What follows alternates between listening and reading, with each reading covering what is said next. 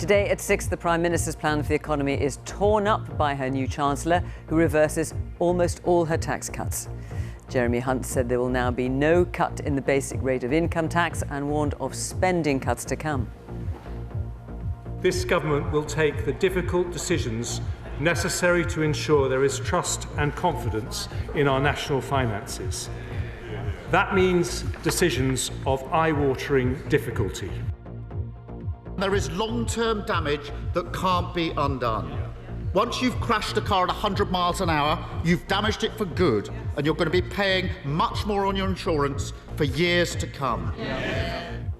The 2-year cap on energy prices is also gone. Now it will last only until April and will be targeted from then on. Voters try to digest all today's changes. It's like 1 minute you've got one thing, and then the next minute you've got another thing. You just don't know whether you're coming or going. What the cockeyed hell is going on? Give her a chance, I think. See what she can do, what she can bring to the table. Meanwhile, questions are swirling about how long the Prime Minister can remain in the job, as MPs from her own party are openly talking about replacing her. Also tonight, Russia launches lethal attacks on the Ukrainian capital Kyiv using Iranian-made drones.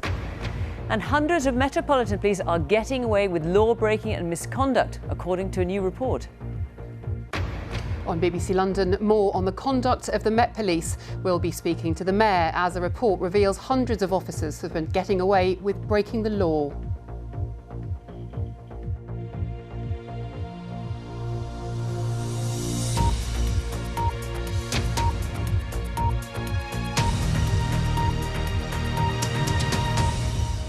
Good evening and welcome to BBC News at 6. So, it lasted just over 3 weeks. Today, almost all of the Prime Minister's plans for our economy, outlined in her so-called mini-budget, have been junked by her new Chancellor, Jeremy Hunt. And tonight, Liz Truss is fighting for her political survival, with a few of her own MPs calling openly for her to quit, and many more doing so in anonymous briefings. Now, this gives you an idea of the scale of how much has been dropped from the PM's plan for growth last month. That's everything crossed out in red, which then Chancellor Kwasi Kwarteng announced in Parliament, and how little remains.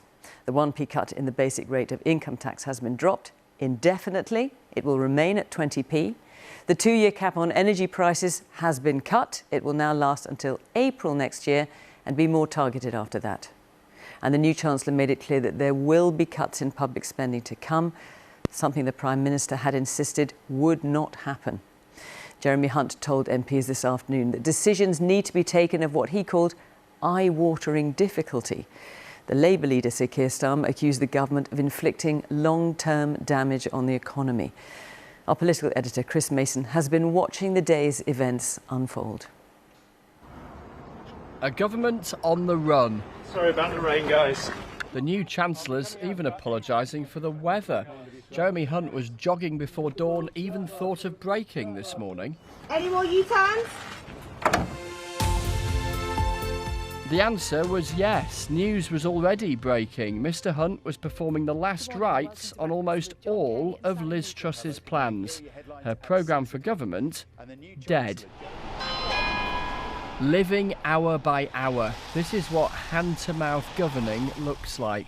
Camera crews were called to the Treasury, ministers so petrified by the pace of events, yanking big chunks of a massive announcement forward by a fortnight isn't enough. Even leaving it to this afternoon was too late for them. There was a statement filmed just after 11 o'clock too. No government can control markets, but every government can give certainty about the sustainability of public finances. And they're doing that by junking pretty much everything Liz Truss said she stood for. We will reverse almost all the tax measures announced in the growth plan 3 weeks ago that have not started parliamentary legislation. Cancelling a rise in national insurance and changes to stamp duty in England and Northern Ireland, the only bits held on to. The planned cut in income tax in England, Wales and Northern Ireland is off. But at a time when markets are rightly demanding commitment to sustainable public finances, it is not right to borrow to fund this tax cut. So I've decided that the basic rate of income tax will remain at 20%. and it will do so indefinitely. And that wasn't it. The very crutch against which the Prime Minister has leant through weeks of criticism, her help with energy bills for 2 years, that was being watered down too. The Prime Minister and I have agreed it would not be responsible to continue exposing public finances to unlimited volatility in international gas prices. So I'm announcing today a Treasury-led review into how we support energy bills beyond April next year. There will be more difficult decisions, I'm afraid, on both tax and spending. Stark and blunt. Taxes will be higher and government spending will be lower than was planned. So in all of this, where on earth is Liz Truss? There is absolutely no sign of her. Remember, today is about two things. Yes, those budget changes, but also her future. So what is it? Just gone 3:30, and Labour have tried to haul the Prime Minister to the Commons to answer their questions. But she has said no and sent along a Cabinet Minister instead. With apologies to the Leader of the Opposition and the House, the PM is detained on urgent business. From the opposition parties here, derision. How can Britain get the stability it needs when all the government offers is grotesque chaos? How can Britain get the stability it needs when instead of leadership we have this utter vacuum? How can Britain get the stability it needs when the Prime Minister has no mandate from her party and no mandate from the country? Where on earth is the Prime Minister? And if she doesn't even have the backbone to show up here today, is there really any point in her showing up here again? Surely time's up. She needs to go and let the people decide. For the damage and pain they have caused across our country, will the Leader of the House, on behalf of her whole party, address the people and businesses of our great country and apologise? And this Labour MP suggested... And all we know right now is, unless she tells us otherwise, that the Prime Minister is cowering under her desk and asking for it all to go away. The Prime Minister is not under a desk, as the Honourable Lady. Listen to the barracking and just look at Penny Mordaunt's facial expression. Wherever she had been, we finally did spot Liz Truss making her way to Parliament. I know that the Prime Minister... Just before 4:30, she arrived in the Commons. Her ministers shuffle along to make space for her, as a growing number on her own side wonder when she might shuffle off as Prime Minister. A bit like the Great Wall of China, this wave of U-turns is probably visible from space. What today was about was the government attempting to reassure the markets that its numbers add up. But in so doing, there is a danger that they sow worry amongst millions of people. Tax cuts cancelled, spending cuts coming, grim headlines ahead. And then there are the questions about the Prime Minister's future, with so many on her own side thinking that she is now an empty vessel, mugged of her believability, her agenda, her credibility. And yes, her programme for government is finished, but she insists she is not, and she'll be carrying on. Chris Mason at Westminster, thank you.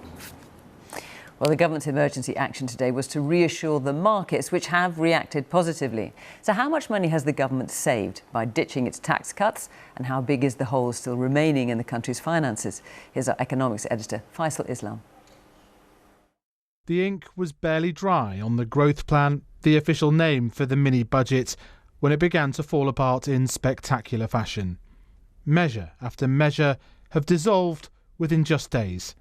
And now, after 24 days, all the tax measures not already passing into law, along with one of its authors, have vanished from the government's agenda.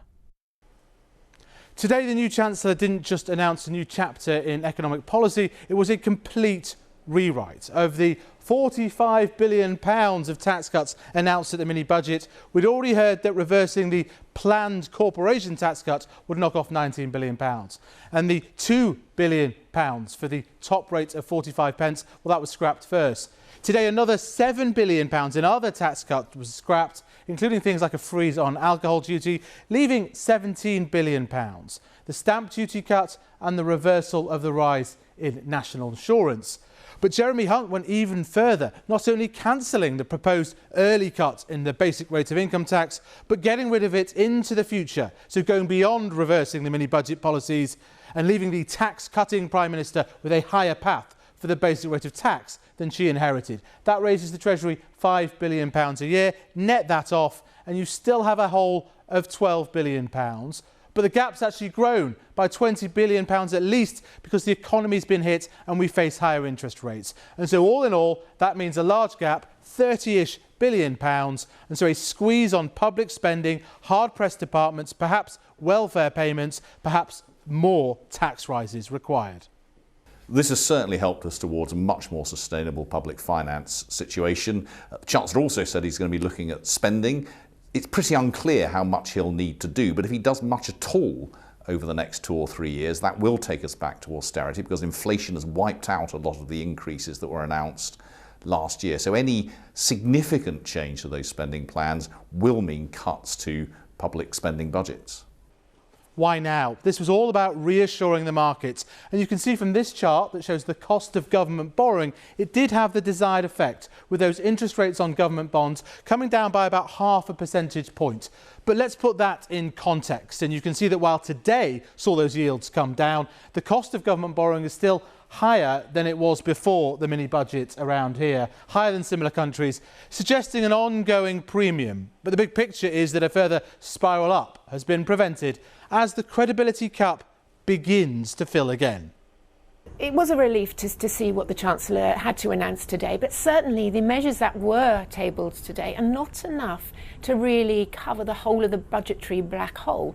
And for that we have to wait till the end of the month, on October the 31st. Now, that will give us more detail about what the government is going to do to balance this budget. That's going to be essentially very important for the market outlook. And it's some of those government borrowing rates feeding into things like fixed mortgage rates and the cost of business lending. Perhaps this stops that further increasing, but the flip side of that could be some millions of people facing the full market costs for energy bills and higher taxes too, and there's more to come. Fast Liz Lam reporting there. So what is the likely impact on all of us of today's surprise announcement? Our Consumer Affairs correspondent Coletta Smith has been talking to people in Bolton. Going places like swimming and stuff, it's a little bit of extra money, but in the long run you're not in the house all day, so it works out better. Mary was hoping to take longer on maternity leave with baby Blake, but if they have to pay more on energy bills, that might all change. My partner works on the railway as well, so with him striking, we're losing pay with that, so it's just a little bit difficult choosing when to put the heating on and when not to, so yeah. It's getting harder and harder. I might have to go back to work earlier than I want to, but it's just one of them. Everyone's in the same boat, aren't they? The estate agent in the centre of town are hoping mortgage prices will stabilise after a tough few weeks. There has been situations where people felt they had enough deposit to be able to purchase, but unfortunately because their price brackets to what they can afford financially has changed, they've unfortunately been forced back into renewing that rental lease or staying at home that little bit longer to save to get back up to the bracket they were looking at. Boss Stewart owns this branch and 5 others, and he's not happy that the cut in corporation tax has been cancelled. We were hoping to save that, because that would be reinvested then back into the business for next year. We'll look at our marketing costs and our expenditure, and we'll look to try and make savings on that front. Markets may be happy, but most households are worse off today compared to under yesterday's plans. If that energy price guarantee is dropped in 6 months' time without any extra protections, that'll leave households with around an extra £1,000 a year to find just to cover those energy bills. And without the extra tax cuts that were promised, that'll be even harder to manage. For the most vulnerable, alongside the food here at Urban Outreach, last month they also dished out thousands of pounds worth of energy top-ups for prepayment meters. When that machine is empty, that's empty and it's off. So for some people coming in with those card meters, tonight they've got light, tonight they can cook, tonight they can put the heating on. Dave says for many, fears of a price hike in the spring will make them cut back even more this winter. For elderly people or people with illnesses that require themselves to stay dry, to stay warm, if they don't do that, they then become people in need of the NHS. The NHS is also struggling. The most vulnerable are still facing big unknowns, and middle earners may be facing the biggest financial stretch to stay warm. Coletta Smith, BBC News in Bolton. Well, you can follow events, and they're changing fast, on BBC News Online. That's bbc.co.uk/news, and of course by using the BBC News app. The Commissioner of the Metropolitan Police, Sir Mark Rowley, has called for hundreds of his officers to be sacked after a report found many of them are getting away with criminal behaviour. The review of the Met's internal misconduct system was commissioned after the murder of Sarah Everard by a serving police officer. It says many claims of sexual misconduct, misogyny and homophobia are badly mishandled, and that there are unacceptable levels of racial bias. Here's our special correspondent Lucy Manning. The murder of Sarah Everard, the turning point, but the dangerous behaviour of some officers ongoing. When a police officer kidnaps, rapes and kills a woman, trust is forfeited. Too many allowed to get away with sexual harassment, racism, misogyny. I have found in their internal misconduct system that it's not good enough, it's not quick enough, and it has racial disparity. And the force needs to accept that. The whole force needs to accept it. They mustn't deny it. The report is clear. The Met system for dealing with its officers is not fit for purpose. It has a systemic racial bias and misses repeat offenders. One officer had 11 complaints against him, from assault to abuse to sexual harassment. He's still in the Met. Parm Sandhu was a chief superintendent. Black and Asian officers are 80% more likely to be accused of misconduct. She was one and sued for discrimination. I absolutely was targeted because of my racial background and the fact that I had raised a misconduct issue many years before against another senior officer. And because of that, you then become targeted yourself, you become ostracised. When two police officers take photos with the dead bodies of murdered sisters Nicole Smallman and Bieber Henry, then share them with colleagues, it's clear too many unsuitable officers have been allowed to stay. It's time now for change, and we need that, because when we're in trouble, the only people we can call are the police.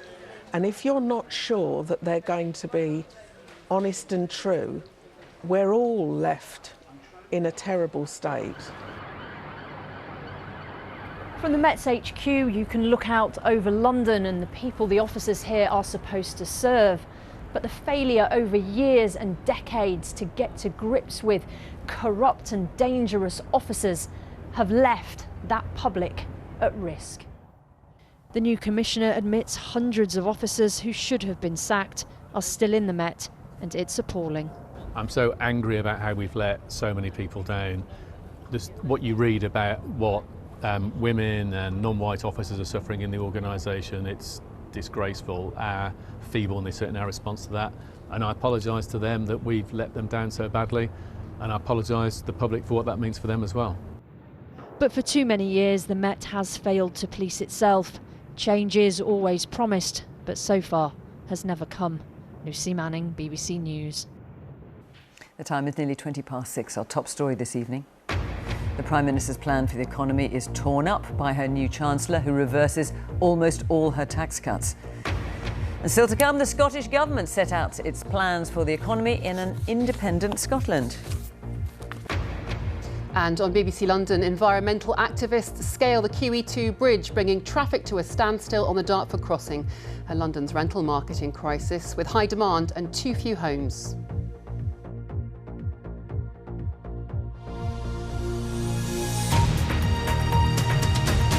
Russia has attacked the Ukrainian capital Kyiv with a wave of Iranian-made explosive drones. This is one here over the skies of the city.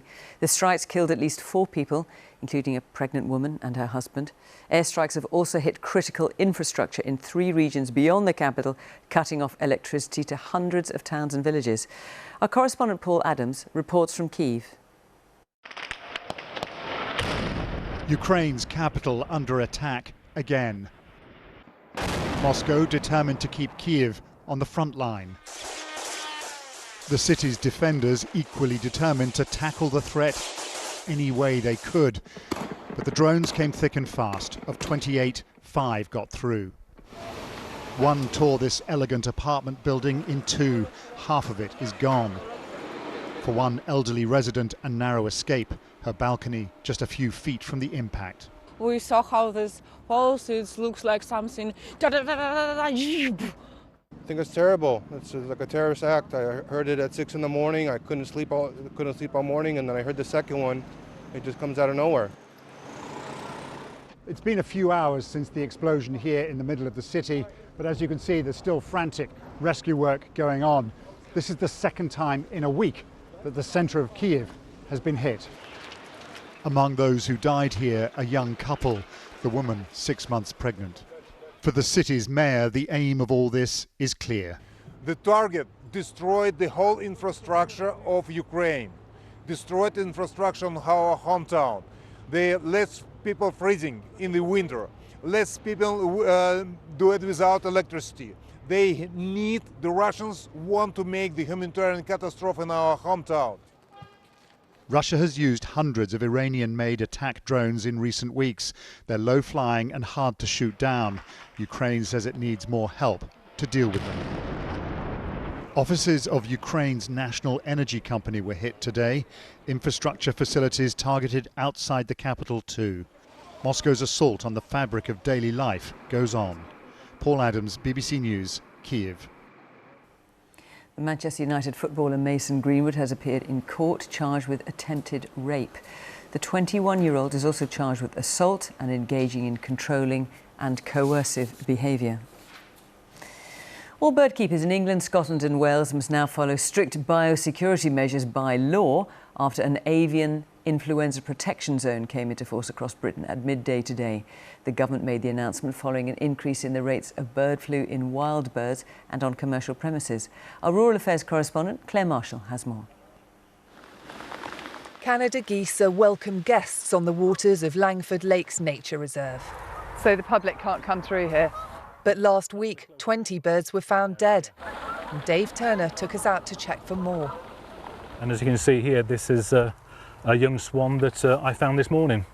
As you've seen today, we've got large numbers of Canada geese here, lapwings, etc. And yeah, you don't know what potentially could be coming or going from site. So it could be a long winter for you? It could be a very long winter, unfortunately, yeah. Dave, what's that? Wow, yeah. Then, on our way back, we found the young swan's parent. Swan, and obviously, something has scavenged on it already. The main risk period is always over winter. We spoke to the chief vet, who says the pandemic striking wild and captive birds is unprecedented. We've never had to do this before. We've never had this level of environmental infection going on that's posing such a risk. Today's prevention zone order means stricter biosecurity. If a captive bird gets infected, they must all be killed. Across the EU, more than 48 million birds have been culled. It's devastating some businesses. This free-range farm is in East Anglia, the epicentre of the current outbreak.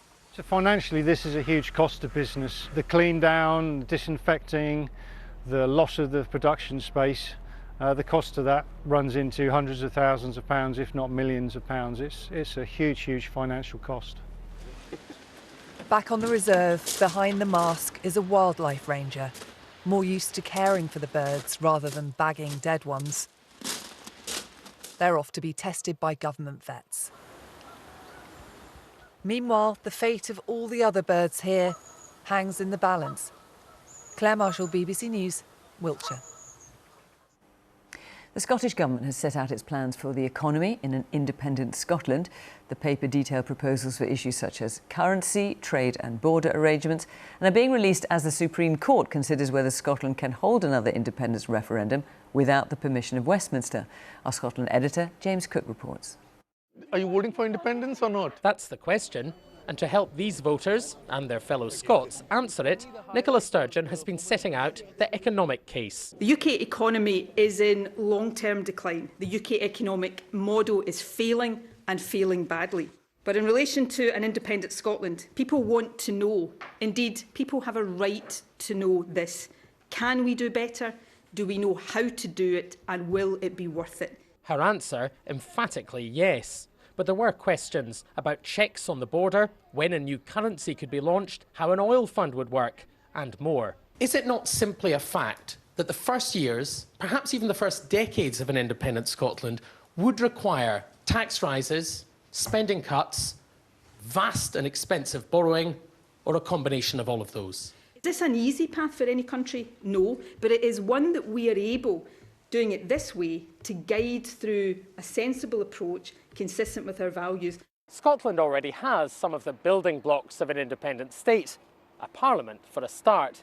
This document attempts to sketch out the economic architecture, but opponents say it's still not enough. I don't think any of the circumstances about Scotland being able to be part of a strong United Kingdom have changed in terms of the questions that need to be answered. People are desperate to know exactly what it is that independence would actually mean. This paper doesn't provide that. This isn't a plan for change. It isn't a solution to the Tory-made crisis at the UK. It's a plan for yet more crisis, a doubling down of crisis from the SNP.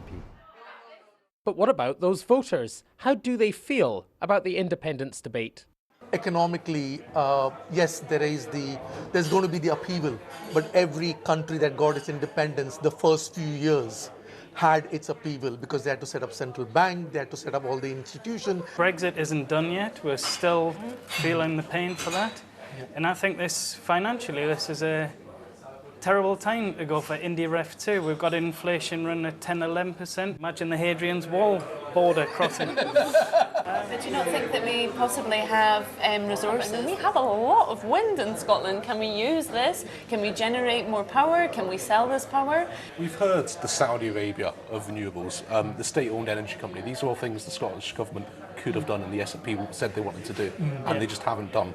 So how do we know that that's going to happen after independence as well? But there's so many little things, and all they're asking you is, do you want to be independent or do you not? It's a yes or no question. Yeah. How difficult?